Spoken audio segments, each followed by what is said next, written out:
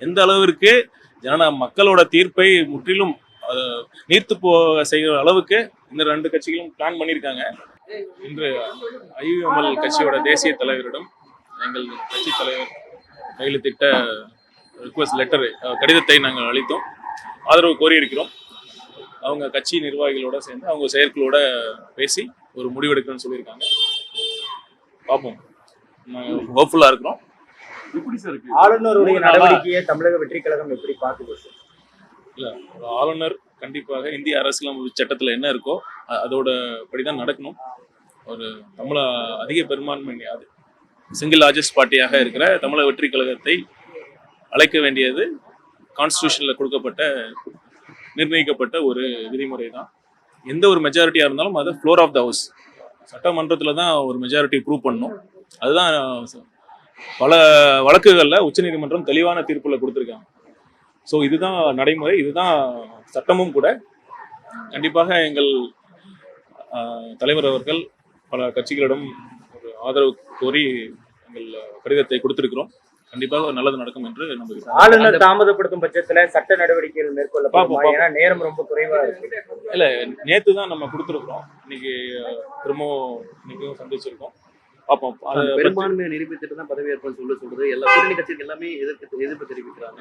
ஆனா தாவிக கடுமையான எதிர்ப்புகளை தெரிவிக்கலன்ட்டு விசிக ஒரு குற்றச்சாட்டு இந்த விவகாரத்துல. இல்ல, கண்டிப்பாக இதை பற்றி நாங்க பேசி ஒரு உரிய முடிவை தலைவர் அறிவிப்பார்.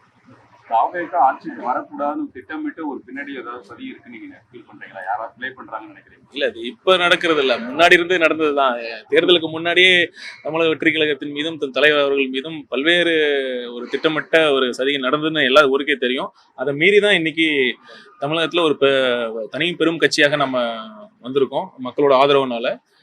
இது புதுசு இல்ல, தலைவருக்கும் இது புதுசு இல்ல. அதான் தலைவர் நேற்று கூட சொன்னாரு, உங்களுக்குலாம் வேணா அது புதுசா இருக்கலாம், எனக்கு அது பழகிருச்சு, பாத்துக்கலாம். கண்டிப்பா அதாவது டிலே தான் பண்ண முடியும். ஒரு விஷயத்த, ஒரு சட்டப்பூர்வமான ஒரு விஷயத்த கொஞ்ச நாள் தள்ளி போலாமே தவிர அதை தடுக்கலாம் முடியாது. நீதி கண்டிப்பாக வெல்லும். காங்கிரஸ் உள்ளிட்ட பல கட்சிகளும் பிஜேபியை கண்டிச்சிருக்கிறாங்க, அவங்க தான் பிளே பண்றாங்கன்னு சொல்றாங்க. ஆனா நீங்க அதை பத்தி எதுவும் பெருசா சொல்லலைங்க. இல்ல, சொல்லுவோம், உரிய நேரத்துல சொல்லுவோம், என்ன தேவையோ அது கண்டிப்பா சொல்லுவோம். நாங்க எங்க வேலையில கவனம் செலுத்திட்டு இருக்கோம். ஆதரவு கோரிட்டு ஒரு ஆலூர் ஷாநவாஸ் ஹுசேன் கூட சொல்லியிருக்காரு, சற்று முன்னாடி ஒரு ட்வீட் போட்டிருக்காரு. இந்த விஷயத்தை எல்லாருமே சொல்றாங்க, வந்து கண்டிக்க வேண்டிய தாவேக எதுவும் குரல் கொடுக்காம இருக்குன்னு சொல்லியிருக்காரு. உரிய நேரத்துல அதை பற்றி நாங்க சொல்லுவோம்.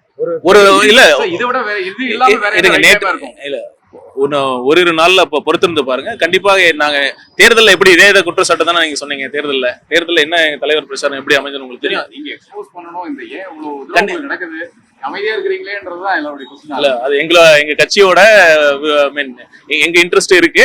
கண்டிப்பா உங்களோட எங்களுக்கு தான் அதிக உணர்வு இருக்கு, இன்ட்ரெஸ்ட் இருக்கு. கண்டிப்பா அதை பற்றி உரிய நேரத்துல முடிவெடுக்கும். ஒரு பெரிய ஸ்பெகுலேஷன் போயிட்டு இருக்கு. ஏடிஎம்கே டிஎம்கே கூட்டணி அமைச்சு தாவேகாவை ஆட்சி அமைக்க விட மாட்டாங்க. மக்கள் மத்தியில பெரிய பேசு பொருளா இருக்கு 2 நாளா. உங்களுடைய பதில் என்ன? கண்டிப்பா இது நல்ல வேலை நீங்க கேட்டீங்க. தமிழக மக்கள் இதை நல்லா பார்க்கணும்.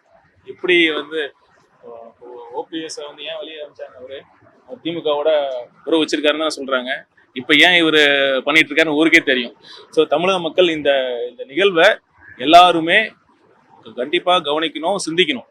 இவங்களுக்காக மீதி மற்ற தொகுதியில ஜெயிச்சாங்கல்ல, இவங்களுக்கு தான் நம்ம ஓட்டு போட்டோமான்னு சிந்திக்கணும்.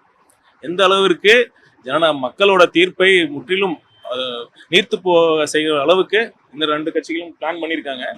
அது சில பேர் வந்து தடுத்திருக்கலாம், ஆனா அவங்க முயற்சி பண்ணது உண்மைதான். முயற்சி பண்ணியிருக்காங்க. அது முற்றிலும் மக்கள் தீர்ப்புக்கு எதிரான செயல். கண்டிப்பாக மக்கள் தமிழக மக்கள் பார்த்துட்டு தான் இருக்காங்க. அதற்கு தக்க பதிலடி. திமுகவுல இருந்து சில சட்டமன்ற உறுப்பினர்கள் ஆதரவு கொடுப்பாங்கன்ற பேச்செல்லாம் ஓடுது. எந்த அளவுக்கு பார்க்கலாம், நாங்க கேட்கலாம். நன்றி. தேங்க்யூ.